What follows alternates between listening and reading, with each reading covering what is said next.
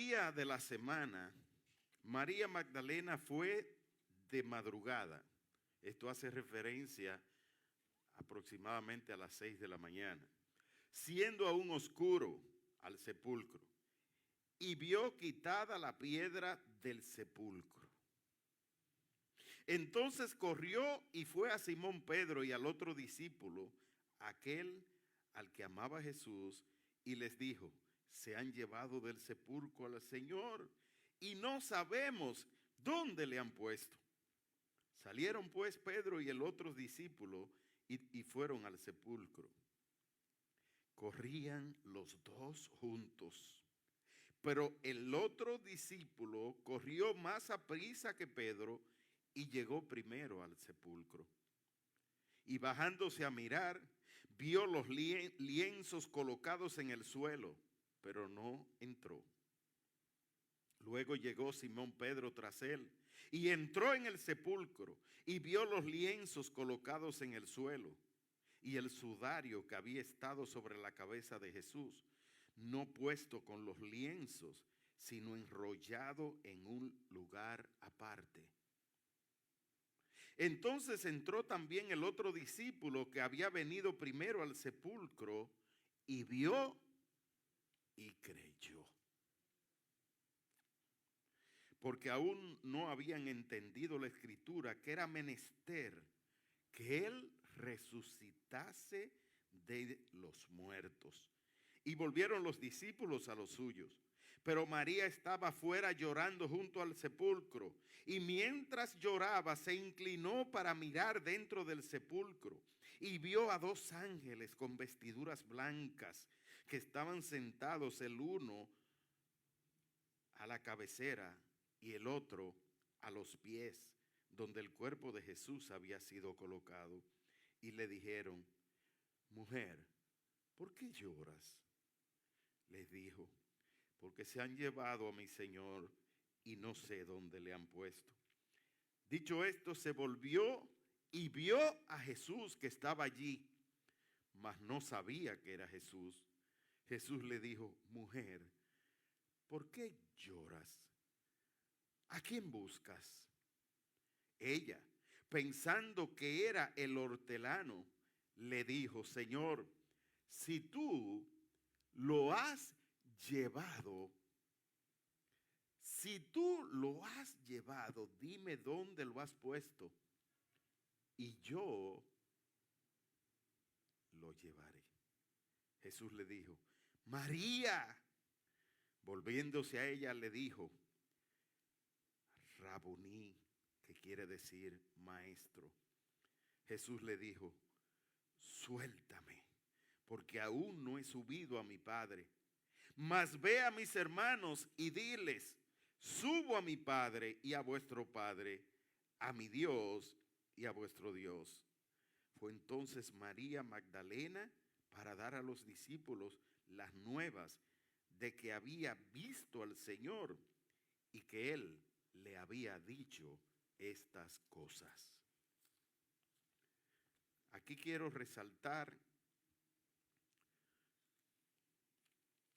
algunos detalles importantes de este pasaje. Pequeños detalles para que nosotros podamos entender qué ocurrió aquella mañana. Que el Dios creador del universo, el Dios que dio vida y aliento a todas las cosas, se había hecho hombre. Había dicho que iba a resucitar para demostrar que era Dios. ¿Y qué pasó en esta mañana? En el verso 8 de este pasaje de Juan capítulo 20, dice: entonces entró también el otro discípulo que había venido primero al sepulcro y vio y creyó. Yo no sé si usted ha experimentado el Espíritu de Dios en su vida, pero los que lo hemos experimentado, hemos visto el obrar de Dios y eso ha aumentado nuestra fe en el Dios vivo. nosotros podemos hoy mirar a ese que resucitó de entre los muertos, porque Él está vivo y nos dejó su espíritu para que esté con nosotros todos los días hasta el fin del mundo.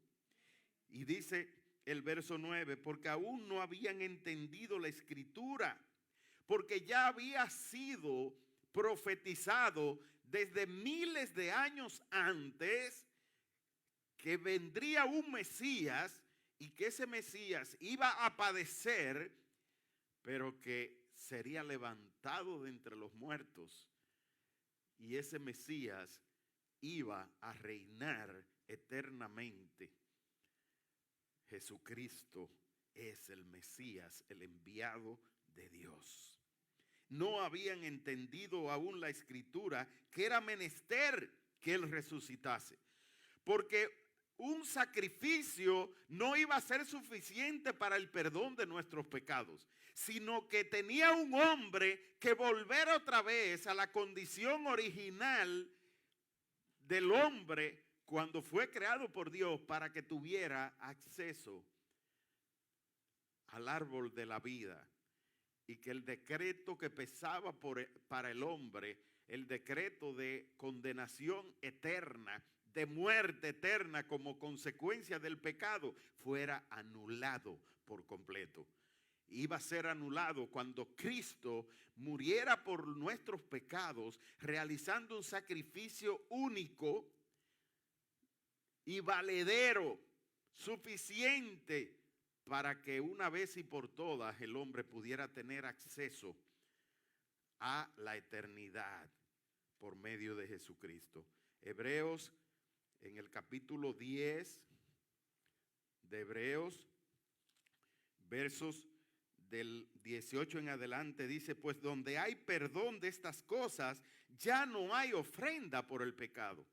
Jesús borró el pecado de la humanidad al derramar su sangre, para que hoy nosotros ya no vivamos en el pasado, nosotros vivamos para aquel que nos amó y resucitó por nosotros, Jesucristo el Señor. Así que, hermanos, teniendo entera libertad para entrar en el lugar santo por la sangre de Jesucristo, ya nosotros podemos entrar a la presencia de Dios, al lugar santo, al lugar donde estaba reservado solo para el sumo sacerdote, porque Jesucristo entró una vez y para siempre. Entró allí como hombre, Él entró a ese lugar y nos abrió a nosotros el camino. Dice: por la sangre de Jesús, el verso 20 dice: por el camino nuevo y vivo que Él abrió para nosotros a través del velo, esto es, de su carne. Y cuando habla de carne, está haciendo referencia al cuerpo y alma. Eso es la carne, cuerpo y alma. Lo que Él era en su carne, Él lo entregó completo, su cuerpo y su alma lo entregó. Y teniendo un gran sacerdote sobre la casa de Dios, porque Jesucristo se convirtió en sacerdote eterno para siempre. Él resucitó y para siempre reina. Acerquémonos con corazón sincero, porque lo primero que hay que disponer es el corazón. Para poderse encontrar cara a cara con Dios, tenemos que entregar nuestro corazón. Y en plena certidumbre de fe, seguros, confiados en que si Él resucitó, Él vive y que nosotros tenemos acceso a su presencia, teniendo los corazones purificados de mala conciencia. Toda maldad desaparece ante el santo, ante el Dios de santidad, al 3 veces santo, y los cuerpos lavados con agua pura. Bienaventurados los que lavan sus ropas, porque reciben nuevas vestiduras resplandecientes, transparentes, resplandecientes y transparentes. Hoy estamos justamente vestidos de blanco, y lo estamos haciendo no por religión, sino el Señor lo ha puesto para nosotros glorificar el santo, el que es limpio, puro, el sin mancha. Ustedes saben algo que me llega ahora a la memoria. La tela blanca de algodón, ustedes saben que para que sea blanca, ustedes saben lo que hay que hacer. El algodón normal no es blanco, es de un color, no es morado, es como crema, es un crema, ese es, porque tiene impurezas. Para que el color sea blanco, hay que procesar la tela. El color blanco es el más costoso en la industria textil, porque hay que procesar el algodón para limpiarle las impurezas y que pueda quedar blanco, contrario a los demás colores que se coge la misma tela blanca o crema con algodón y sencillamente se tiñe, se pinta del color. Pero para que sea blanco hay que quitarle todas las impurezas. Y el blanco, la transparencia, es cuando toda la contaminación del medio, cuando todas las impurezas han sido quitadas.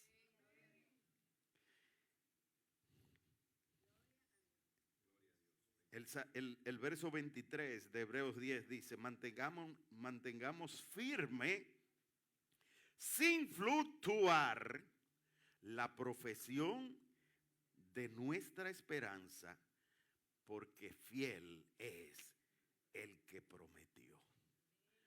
Fiel es el que prometió. Y voy a repetir esto solamente para los que se quedaron fuera, por si lo escuchan, porque ustedes están aquí, están cumpliendo con el mandato del Señor. Verso 24, y considerémonos unos a otros para estimularnos al amor y a las buenas obras, no dejando de congregarnos como algunos tienen por costumbre. Hasta ahí lo dejamos. ¿Qué ocurrió en aquel momento? Todos, aunque habían escuchado la palabra, quedaron sorprendidos, impactados. Pero algo había en esas mujeres. Una semilla había sido sembrada en ellas. Y ellas fueron al sepulcro en la mañana, no solamente por tristeza, sino a ver qué había pasado con el maestro. Y vamos a leer en Mateo, capítulo 27. Después que Jesús es sepultado, vamos a leer en el verso 62 de Mateo 27. Dice, al día siguiente, y esto es el día siguiente después que Jesús había sido sepultado. Mateo 27, 62. Al día siguiente, que es después de la preparación, se reunieron los principales sacerdotes y los fariseos ante Pilato. ¿Quiénes se reunieron? Los que lo mataron, los que dieron la orden. Los que dieron el ultimátum a Jesús para sustituir a Barrabás, el delincuente, por el inocente Jesús. Y dice que fueron donde Pilato diciendo, Señor, nos acordamos que aquel engañador dijo, viviendo aún, después de 3 días resucitaré. El mentiroso ya lo matamos. Ya desapareció. Vivía diciendo que iba a resucitar. Manda pues, verso 64, manda pues que se asegure el sepulcro hasta el 3er día. No vaya a ser que el tipo se salga con la de él. No sea que vengan sus discípulos y lo hurten, porque ellos no están pensando en que lo que Jesús había dicho iba a ocurrir. Era que los discípulos fueran, lo robaran y después dijeran, Él resucitó. Y lo roben y lo hurten y digan al pueblo, resucitó de entre los muertos, y el último engaño sea peor que el primero. Es decir, que ese engañador que se pasó la vida hablando mentira, vengan sus seguidores, lo saquen de la tumba y que después vayan a decirle al pueblo que él resucitó. Y Pilato les dijo: ahí tenéis una guardia, id a asegurarlo como sabéis. Lo que le dio la orden de que reforzaran la guardia del sepulcro de Jesús. Entonces ellos fueron, verso 66, entonces ellos fueron y aseguraron el sepulcro, sellando la piedra, además de poner la guardia, poniéndole límites al Dios eterno, al Dios todopoderoso, el hombre poniéndole límites. Y voy a seguir leyendo el 28. Dice: pasado el sábado, al amanecer del primer día de la semana, vinieron María la Magdalena y la otra María a ver el sepulcro. Y hubo un gran terremoto, porque un ángel del Señor, descendiendo del cielo y llegando, removió la piedra y se sentó sobre ella. Su aspecto era como un relámpago y su vestido blanco como la nieve. Y de miedo de él, los guardias temblaron y se quedaron como muertos. Mas el ángel, dirigiéndose a las mujeres, les dijo: dejad de temer ustedes, no teman vosotras mujeres, porque yo sé que buscáis a Jesús, el que fue crucificado. No está aquí, pues ha resucitado. Como dijo: venid, ved, con sus ojos vean. Lo primero que nosotros tenemos que derrumbar para poder recibir a Cristo es la ceguera espiritual. Ellos vieron con sus propios ojos y su espíritu se encendió. Dice: dejad de temer vosotras, porque yo sé que buscáis a Jesús, el que fue crucificado. No está aquí, pues ha resucitado, como dijo. Venid, ved el lugar donde yacía el Señor, e id pronto y decid a sus discípulos que ha resucitado de los muertos. Y he aquí que va delante de vosotros a Galilea, allí le veréis. He aquí que os lo he dicho. Entonces ellas, saliendo a toda prisa del sepulcro, con temor y gran gozo, fueron corriendo a dar las nuevas a sus discípulos. Y mientras iban a dar las nuevas a los discípulos, he aquí que Jesús les salió al encuentro diciendo: salve. Y ellas, acercándose, se asieron a sus pies y le adoraron. Entonces Jesús les dijo: no temáis ya, id, dad las nuevas a mis hermanos, para que vayan a Galilea y allí me verán. Seguimos con el ver lo físico. Ellos fueron testigos, vieron y escucharon, fueron testigos oculares de lo que ocurrió. Ellos nos dieron a nosotros testimonio y Jesús nos ha dejado el Espíritu para que nosotros ese testimonio lo podamos experimentar en nuestras vidas y seamos vencedores en Cristo Jesús. No teman ya, vayan y denle las nuevas a mis hermanos. Salve, salve, salve. Esta es una expresión de aliento, de fortaleza al que teme.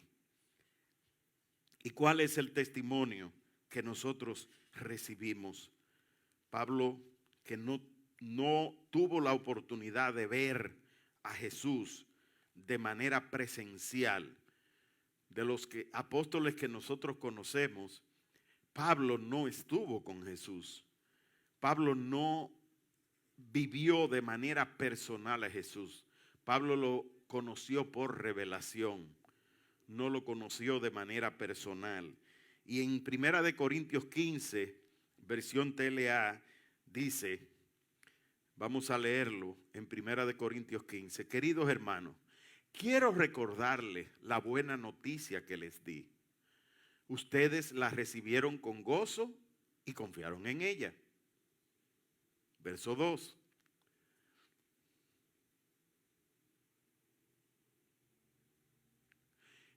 Si continúan confiando firmemente en esa buena noticia, serán salvos. Pero si no, de nada les servirá haberla aceptado. Lo primero que les enseñé fue lo mismo que yo aprendí, que Cristo murió en lugar de nosotros, que éramos pecadores, tal como lo enseña la Biblia. Fue sepultado y después de 3 días, Dios lo resucitó. Primero se le apareció a Pedro. Y Juan da testimonio de que se apareció a Pedro porque fue el primero que lo vio, pero que después vino Juan y lo vio también. Y después a los 12 apóstoles. Luego se le apareció a más de 500 de sus seguidores a la vez. Algunos de ellos todavía viven y otros ya murieron. Más tarde se apareció a Santiago y luego a todos los apóstoles. Por último, se me apareció a mí, a pesar de que lo conocí mucho tiempo después que los otros apóstoles. Por eso me considero el menos importante de los apóstoles y ni siquiera merezco que la gente me llame así, pues le hice mucho daño a la iglesia de Dios. Verso 10. Sin embargo, Dios fue bueno conmigo y por eso soy apóstol. No desprecié el poder especial que me dio y trabajé más que los otros apóstoles, aunque en realidad todo lo hice gracias a ese poder especial de Dios. Pero ni yo ni los otros apóstoles importamos. Lo que sí importa es que todos nosotros hemos anunciado esa buena noticia y que ustedes han creído en ella. La buena noticia que anunciamos es esta. En esto se resume el evangelio en el cual nosotros hemos creído. En esto se resume nuestra fe. En esto se resume todo lo que nosotros hemos recibido de Él. Es que Dios resucitó a Cristo. Pero entonces, ¿cómo es que algunos de ustedes dicen que los muertos no resucitan? Verso 13. Porque si los muertos no resucitan, entonces Cristo tampoco resucitó. Y si Cristo no resucitó, esta buena noticia que anunciamos no sirve para nada. Y de nada sirve tampoco que ustedes crean en Él. Verso 15. Si fuera cierto que los muertos no resucitan, nosotros estaríamos diciendo una mentira acerca de Dios, pues afirmamos que Él resucitó a Cristo. Si en realidad los muertos no resucitan, entonces tampoco Cristo resucitó. Y si Cristo no resucitó, de nada sirve que ustedes crean en Él, pues sus pecados aún no han sido perdonados. Y los que antes creyeron en Cristo y murieron, estarían completamente perdidos, totalmente perdidos están. Si nuestra esperanza es que Cristo nos ayude solamente en esta vida, no hay nadie más digno de lástima que nosotros. Sin embargo, Cristo resucitó. Dígalo, Cristo resucitó. Esto nos enseña que también resucitarán los que murieron. Por el pecado de Adán, todos fuimos castigados con la muerte, pero gracias a Cristo ahora podemos volver a vivir. Verso 22, por el pecado de Adán fuimos todos nosotros castigados con la muerte. Pero el verso 23 dice, cada uno resucitará a su debido tiempo. Primero Cristo, después, cuando Él venga, resucitarán los que creyeron en Él. Dale un aplauso al Señor, porque Él prometió que Él vuelve. Y cuando Él vuelva, lo que hemos creído en Él, resucitaremos juntamente con Él. Verso 24. Luego vendrá el fin del mundo, cuando Cristo derrotará todas las autoridades y a todos los poderes y le entregará el reinado a Dios el Padre. Le entregará el reinado a Dios el Padre. Cuando Él haya suprimido todo principado, toda autoridad y toda potencia. Cuando Cristo venga, derrotará las autoridades y a los poderes y le entregará al Dios Padre. Verso 25. Cristo reinará hasta que haya vencido a todos sus enemigos. Y dice otra traducción, hasta que haya puesto a todos sus enemigos debajo de sus pies. Verso 26. El último enemigo que Cristo vencerá es la muerte. Wow, repita esto. Repita esto. El último enemigo que Cristo vencerá es la muerte. Ya Él lo venció, pero Él lo vencerá por nosotros. Él lo vencerá por nosotros. Qué linda palabra es esta. Qué bella promesa tenemos nosotros para que hoy nosotros tengamos una esperanza viva. Hoy nosotros tenemos un ancla en la que nosotros podemos afirmarnos. Cristo resucitó, y si Él resucitó, también nosotros resucitaremos con Él. Cristo resucitó, y si Él resucitó, nosotros también resucitaremos juntamente con Él. Otra vez, Cristo resucitó, y si Él resucitó, nosotros también resucitaremos juntamente con Él. Dáselo al Señor.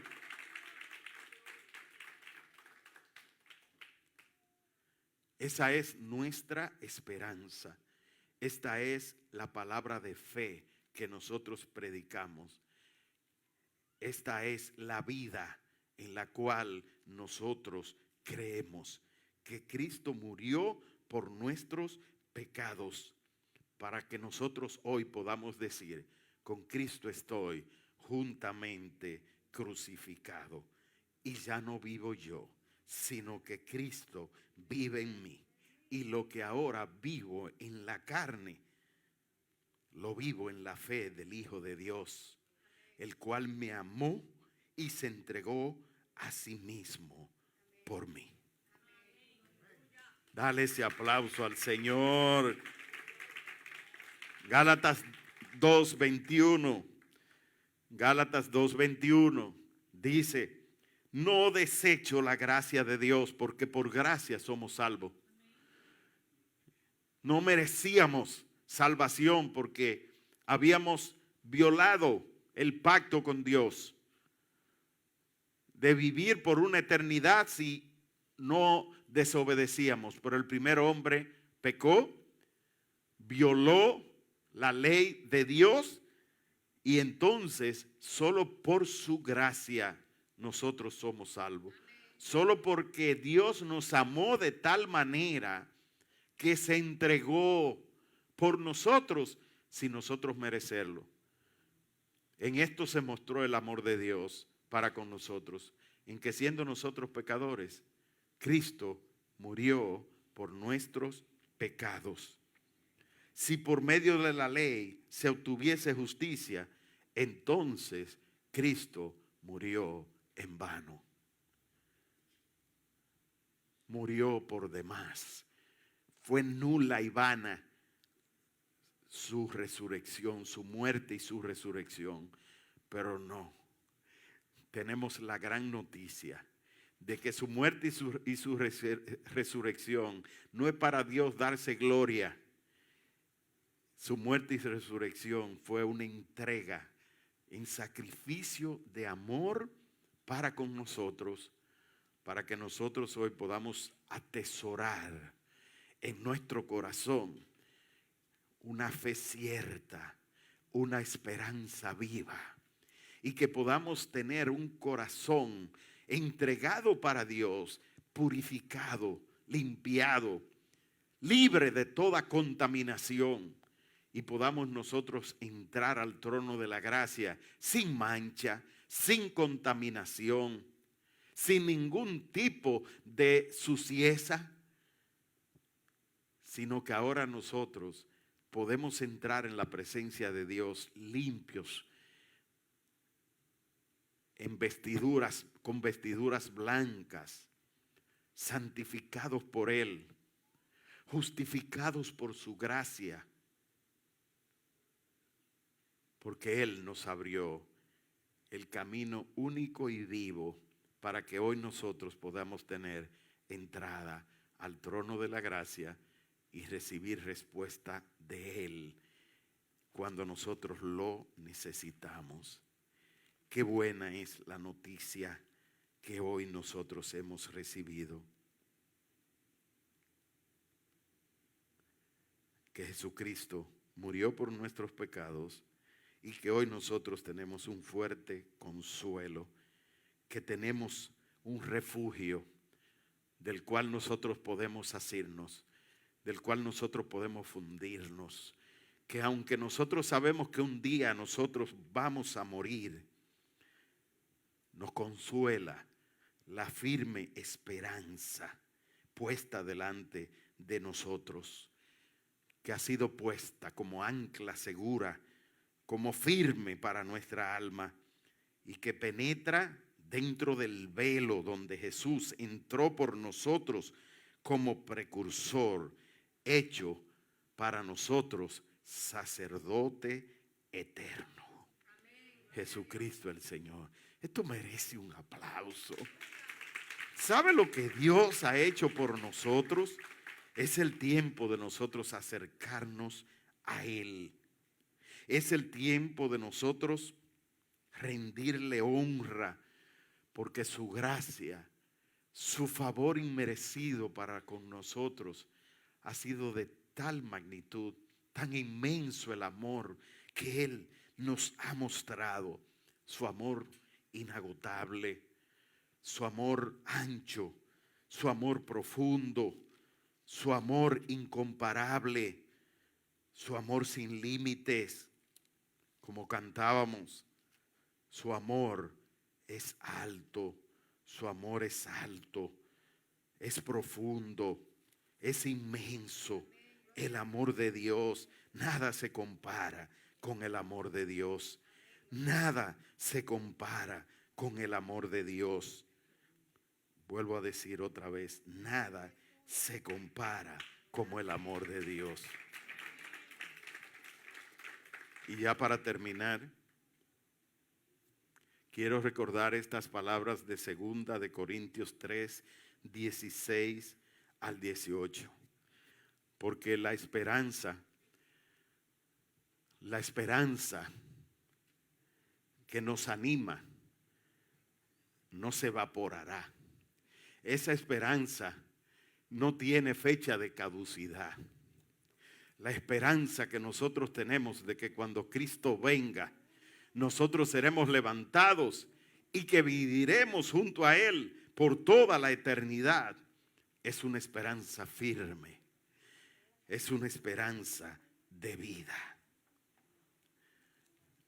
2 de Corintios 3, 16 dice: mas siempre que alguno se convierte al Señor, el velo se quitará. Cuando nuestro corazón está entregado por completo a Él, se rompe el velo que nos tenía ciegos y la luz de Cristo ilumina nuestros corazones. Ahora bien, el Señor es el Espíritu, y donde está el Espíritu del Señor, allí hay libertad. El espíritu de los fariseos hay que romper con él y dejarlo atrás. El que entregó a Jesús fue el espíritu fariseico, el espíritu engañador, el simulador, el que vivía por las apariencias, por lo externo. Hoy Dios quiere que nosotros le entreguemos nuestro corazón, que le entreguemos todo nuestro ser interior a Él, porque muriendo a nuestra carne es como vivimos para la eternidad. Muriendo a nuestro yo es como vivimos para Cristo. Y el verso 18 dice: y todos nosotros, mirando a cara descubierta, porque el velo ya se rompió, mirando a cara descubierta, hágalo así, haga así, que ese velo se fue, se cayó, se rompió, y ahora veo como en un espejo la gloria del Señor. Y voy siendo transformado de gloria en gloria a la misma imagen, como por el Espíritu del Señor. Wow, transformados por Él. Vamos a levantarnos y a ponernos de pies. Y vamos a presentar nuestros corazones delante del Señor, a presentar